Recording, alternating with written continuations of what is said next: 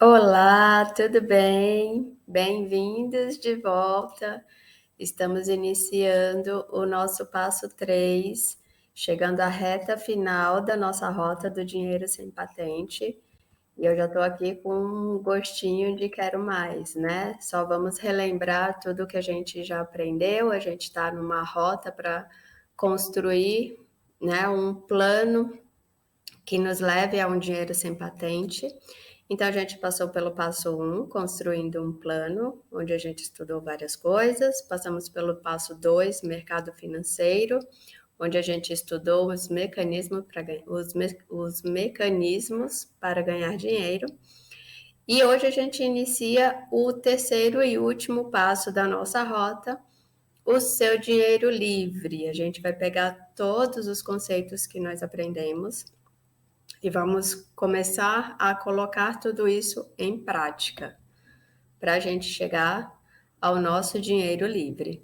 Só relembrando, então, né, o que a gente aprendeu em cada passo. Construindo o plano foi o passo 1. Eu tenho a aula 1, eu tenho um problema, onde vocês descobriram, né, a necessidade de olhar para o futuro, de pensar no planejamento financeiro. Na aula 2, você o seu dinheiro, né? Como as coisas que nós aprendemos e acreditamos ao longo da nossa vida nos afetam ainda hoje em relação ao dinheiro e à nossa construção de patrimônio. Objetivo financeiro foi a nossa aula 3. A gente aprendeu a importância de ter um objetivo financeiro e de construir um objetivo claro, além da diferença de preço e valor, que é um outro tema que a gente vai entrar na aula de hoje.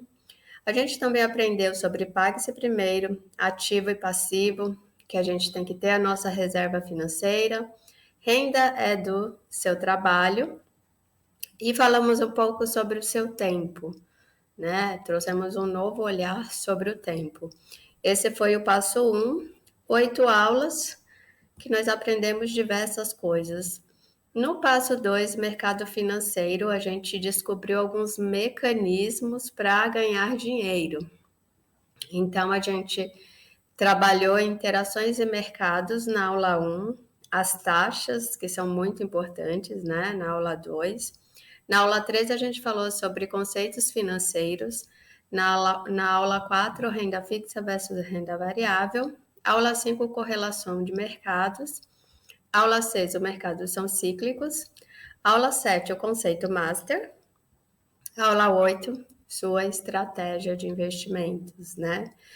Coloquei lá, deixei a última aula e de propósito, né, para que a gente entrasse nesse módulo lembrando sobre a estratégia, o quanto ela é importante, a nossa estratégia de investimentos. E vamos ver então, nesse último passo, o passo 3, o que a gente vai aprender. Então, o seu dinheiro livre, a gente vai compilar todas essas informações, transformar isso num plano executável para seguir a rota do nosso dinheiro sem patente. Então, essa é a nossa primeira aula, que é a aula de hoje, montando sua carteira.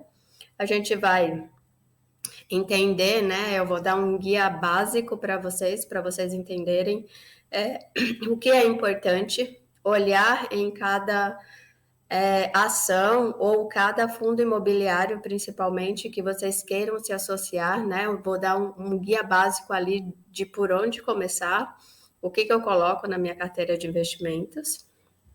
2. Seu dinheiro e seus objetivos será a nossa segunda aula. Aula 3, liquidez versus objetivos. Aula 4, diversificação de mercados, diversificação de ativos. Aula 6, rebalanceamento. Aula 7, periodicidade. Aula 8, siga o plano. Então, só para falar para vocês, né, para a gente relembrar tudo que a gente já aprendeu. Hoje a gente então vai para a nossa primeira aula, montando a sua carteira, do passo 3, dinheiro livre, fundos imobiliários. São ativos um pouquinho diferentes de ações, né? Os indicadores são basicamente os mesmos, mas você olha de uma forma diferente. Então, para fundos imobiliários, eu vou olhar tipo ou classe ou segmento do fundo imobiliário, o P sobre VP também, dividend yield, a localização dos imóveis, quem são os meus inquilinos, governança, quem é que está fazendo a gestão para mim, e vacância. Então, sobre tipo e classes dos fundos imobiliários, né, eu vou ter dois principais. Um são os tijolos, os fundos imobiliários de tijolos. Eles compram imóveis, alugam e dividem o aluguel com a gente, que é acionista, que compra uma cota. Então, fundos de tijolos, eles compram imóveis físicos, alugam esses imóveis, os inquilinos pagam, e quando os inquilinos pagam, eles dividem esses aluguéis com a gente. Importante, os fundos imobiliários, eles são uma classe de ativos onde eles precisam distribuir 95% dos aluguéis, de tudo que eles recebem. Então, e isso acontece mensalmente, diferente das empresas. As empresas distribuem de acordo com o que elas querem ou prever. Pode ser semestralmente, pode ser bimestralmente, anualmente, não dividir se elas não quiserem, diferente dos fundos imobiliários, que eles dividem, né? Eles pagam para a gente um aluguel mensalmente, e 95% dos valores que eles recebem, eles precisam dividir com a gente. Então, é um tipo de investimento bastante interessante quando a gente pensa em construção de patrimônio, construção de renda e perpetuidade da nossa carteira de dividendos, né? Do nosso pomar, né? São sementes que eu jogo hoje e que mensalmente eu percebo ali crescendo todos os meses, e vejo os frutos aumentando recorrentemente. É uma classe de ativo bem bacanas. Voltando aqui, então, fundos imobiliários de tijolos, né? São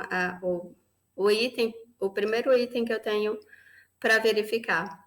Tijolo, e eu tenho uma segunda classe que é papel. O que são fundos imobiliários de papel? São fundos que compram dívidas e, ao receber os pagamentos das dívidas, ele divide com a gente os rendimentos, e esses rendimentos eles são gerados através de juros, né? Eles compram uma dívida, a pessoa paga a dívida acrescida de juros.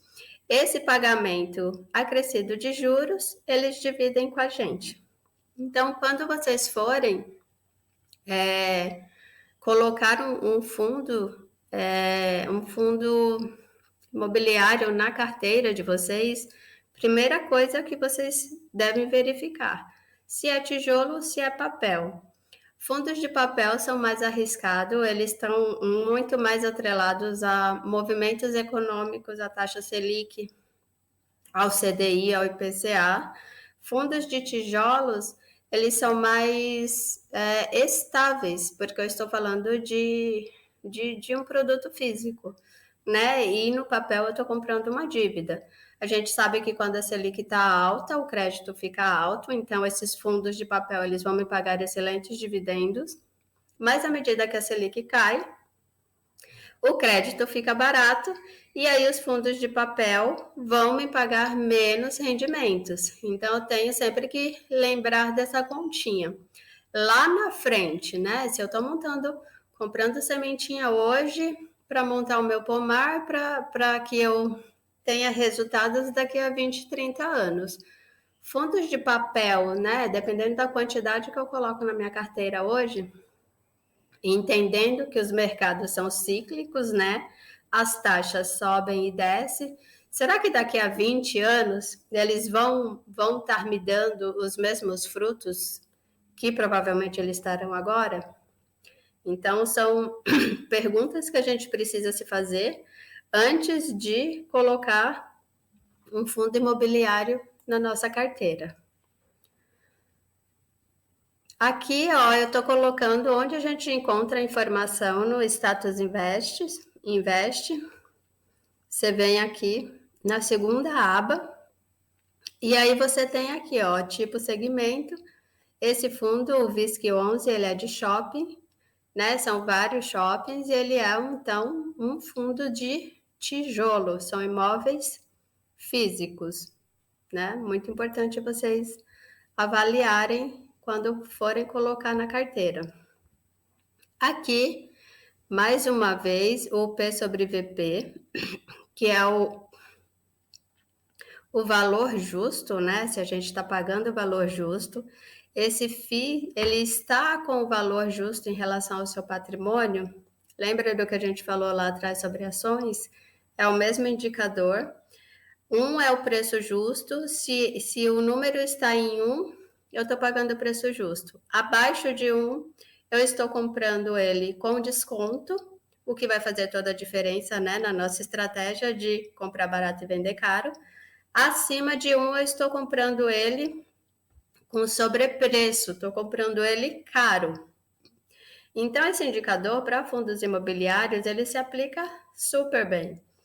Você vai ver fundos imobiliários com PVP de 0,7, 0,8, né, 0,6, dependendo se for um fundo que você quer colocar na sua carteira, pegar um fundo imobiliário com 40% de desconto, 50% de desconto, 30% de desconto, isso vai fazer uma grande diferença lá na frente, quando você estiver colhendo os frutos do seu pomar, das sementes que você está plantando hoje. Próximo item que a gente precisa verificar no fundo imobiliário são os dividendos, né? Aqui vocês vão perceber que eles variam muito de acordo com a classe e o momento atual da economia. Um dividendo, se você está comprando barato, um dividendo entre 7% e 13%, eu acho que está bem ok, está bem dentro da realidade. Dividendos acima de 13%, você já tem que ficar muito de olho, porque provavelmente tem um risco muito sério embutido aí no meio, né? A gente sempre fala que não tem almoço grátis, ninguém vai te dar dinheiro por nada. Então, dividendos com a Selic na faixa que está de 13,75%, acima de 13%, eu considero um dividendo que te traz mais risco do que benefícios. Você tem que ficar muito de olho para você não olhar só para isso e cair numa cilada. Lembrando que esses dividendos eles são distribuídos nos fundos imobiliários mensalmente. Isso vai fazer uma diferença incrível na sua carteira, na sua construção de patrimônio, né? Na quantidade de sementinhas que você vai conseguir comprar, além da renda do seu trabalho. Foi a nossa aula do ativo e passivo do passo 1, aula 6. Então, você recebendo dividendos todos os meses, com esses valores dos dividendos, você vai cada vez mais comprando mais sementinhas e aumentando a quantidade de árvores no seu pomar. E isso, com 10, 20, 30 anos, vai fazer uma diferença incrível lá na frente para você. Então, um indicador muito importante, mas que você também tem que ficar desconfiado se os números forem muito altos, provavelmente vai vir com muito risco envolvido nesse fundo imobiliário. Outra questão que você tem que verificar é a localização, né? Especialmente em fundos imobiliários de tijolos. Onde estão, a gente está falando aqui do VISC, num fundo de shoppings, onde estão localizados os shoppings que esse fundo tem no portfólio deles. A gente vê aqui que a maioria é em São Paulo, alguns no Rio. Então, eu preciso estar atenta a isso, porque São Paulo é o polo econômico do Brasil, né? Se eu visse que tivesse 13 shoppings e a maioria deles no norte do país, eu ia falar, puxa, né? Por que está com tanto shopping lá se São Paulo e Rio de Janeiro, Minas, né? É onde as coisas acontecem financeiramente, é o polo econômico do Brasil. Então, é importante também vocês terem essa avaliação de localização. Onde estão localizados os imóveis deste fundo imobiliário? Estão localizados no lugar legal? Né? Será que atende aos requisitos? Você mora na capital? Você mora no interior? Quais são os shoppings que você frequenta? Você frequenta mais os shoppings perto da sua casa ou você vai para os grandes centros, para os grandes polos? Todo esse tipo de análise é importante que a gente faça antes de colocar um fundo imobiliário no meu portfólio, né? Eu entendo que São Paulo vai crescer muito mais do que a região norte do país quando eu penso daqui a 30 anos, que é 20 anos, 10 anos, que é quando eu vou colher o fruto das minhas sementes, né? Das sementes que eu estou plantando hoje. Então, sempre é importante também verificar a localização dos fundos imobiliários. Outra questão muito importante são os inquilinos, né? Por que eu tenho que prestar atenção, que eu tenho que verificar quem são os inquilinos daquele fundo imobiliário? Porque se o fundo imobiliário vai dividir comigo os aluguéis e eles colocam um inquilino lá que está indo mal das pernas ou já deu calote em alguém, provavelmente ele vai dar um calote também no fundo e eu, como estou no final aqui dessa cadeia, não vou receber os meus fundos imobiliários, os meus dividendos mensais ali, os meus aluguéis. Então, eu preciso saber quem são os inquilinos de cada fundo, né? Que shoppings são esses? Que lojas tem dentro desses shoppings, né? Quando são galpões logísticos, quais são as empresas que estão alugando esses galpões logísticos? Por quanto tempo os contratos vão durar? Né? Deixa eu ver se são empresas que estão aí no mercado há bastante tempo, que são empresas que eu vejo que têm durabilidade, longevidade e que têm a possibilidade de honrar com seus compromissos financeiros. Então, também preciso entender sobre isso, sobre os meus inquilinos, né? Eu estou me associando a um fundo e eu não vou comprar qualquer coisa. Eu não quero colocar qualquer fundo no meu portfólio. Eu quero colocar fundos que tenham bons inquilinos. Eu não quero tomar calote como das Americanas, né, que aconteceu recentemente, da Tokstok, que também aconteceu recentemente. Eu quero me cercar ao máximo, né, de boa localização, de bons inquilinos, para que eu tenha o meu resultado lá na frente. Mais um ponto específico que você tem que olhar, a governança, né? Quem é o grupo que está fazendo a gestão desse fundo para você? Quem é o grupo que está escolhendo os inquilinos? Quem é o grupo que está escolhendo que shopping vai comprar, que shopping vai vender, né? Quais lojas ele vai colocar dentro daquele shopping para dar um resultado melhor? Então, escolher e entender a governança, né? Quem é que está tomando conta daquele fundo para você também é importante. A gente tem aqui todas as informações, né? Um fundo imobiliário é uma empresa, ela tem um CNPJ, tem e-mails aqui, tem informações, tem o site próprio onde eles divulgam resultados. Então, se intere de quem são as pessoas que estão terceirizando esse serviço de gestão dos fundos imobiliários para você. Saiba quem são, saiba a reputação dessas pessoas no mercado, desse grupo. E se você quer, de fato, ter essas pessoas, ter esse grupo como sócios, né? Vai ser uma sociedade e por um tempo longo na vida. O último item que eu queria trazer para vocês, então, é a vacância.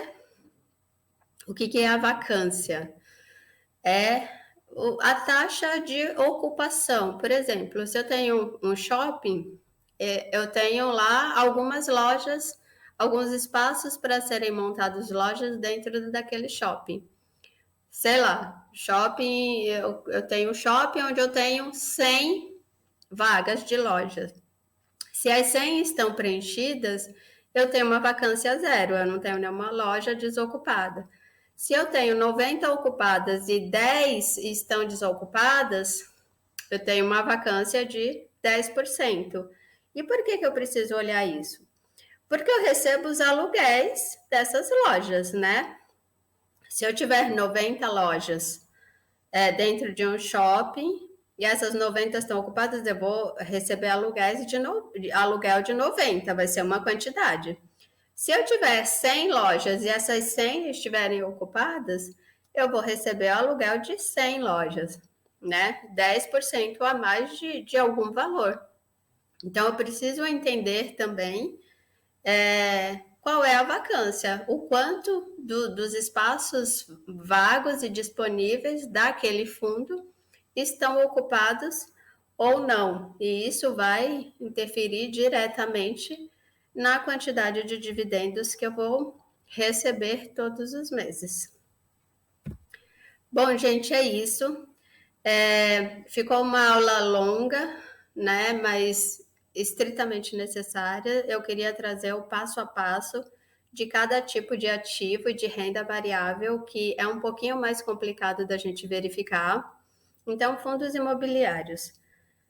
Eu vejo, em primeiro lugar, o tipo e classe, PVPA, dividend yield, localização dos imóveis, quem são os inquilinos, a governança, né? Quem está cuidando para mim, e a vacância. Se todos os imóveis disponíveis daquele espaço estão alugados ou não.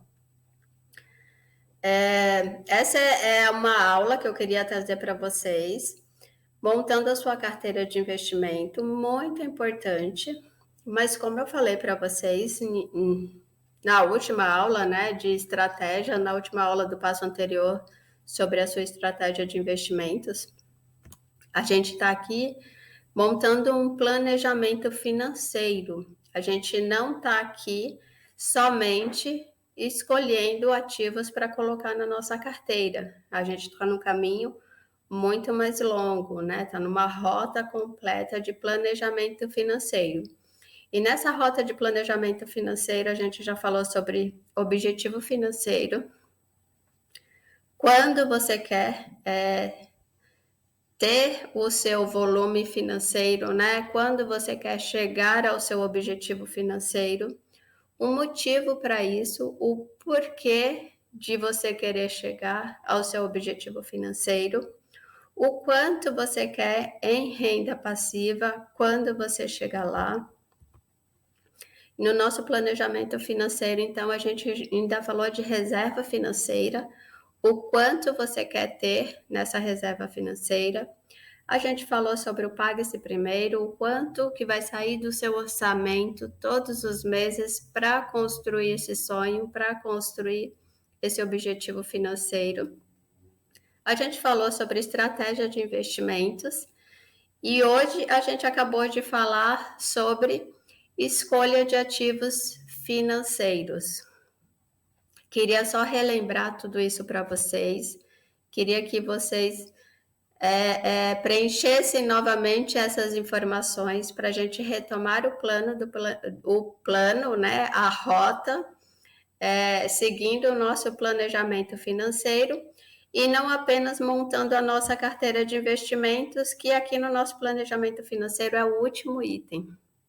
Então, se vocês ainda não fizeram, né, não têm escrito o objetivo financeiro, o quando, o motivo, o porquê, quanto em renda passiva vocês querem ter, reserva financeira, Pague-se Primeiro e a estratégia de investimentos, volta lá nas aulas anteriores, nos passos anteriores e tentem preencher esse planejamento financeiro, né? É ele que, a partir de agora, vai ser a nossa base para a gente seguir com o nosso plano e com a nossa rota. Essa foi, então, a nossa aula no Montando a Sua Carteira, onde eu falei para vocês, bem explicadinho, passo a passo, o que vocês precisam verificar antes de colocar um ativo na carteira de vocês, antes de se associar a uma empresa, antes de comprar uma sementinha que traga valor para vocês no futuro. Lembrando que o plano financeiro, né, um planejamento financeiro, eu falei para vocês que 70% de sucesso está na estratégia e que vocês vão montar e vão seguir, e 30% estão na escolha dos ativos. Então, eu sei que é uma parte muito difícil a gente decidir quais ativos a gente vai escolher para colocar na nossa carteira, mas lembrem-se que com esse guia e mais a estratégia, essa é uma parte menos importante, né? É uma parte que vai trazer valor para a carteira de vocês, mas não tanto quanto fazer, ter, montar e manter uma estratégia de investimentos. Queria agradecer a vocês, foi uma aula muito longa, mas importante, né? Deixar o ponto a ponto e aí qualquer dúvida vocês conseguem voltar, rever o que precisa dar uma olhadinha novamente, para a gente começar a dar corpo ao nosso plano, né? A tirar do papel todas aquelas ideias e de fato começar a construir o nosso dinheiro livre, a nossa rota do dinheiro livre. Por hoje é só, queria agradecer a presença de vocês. Daqui a pouco a gente se encontra então para a nossa segunda aula. Até mais e obrigada.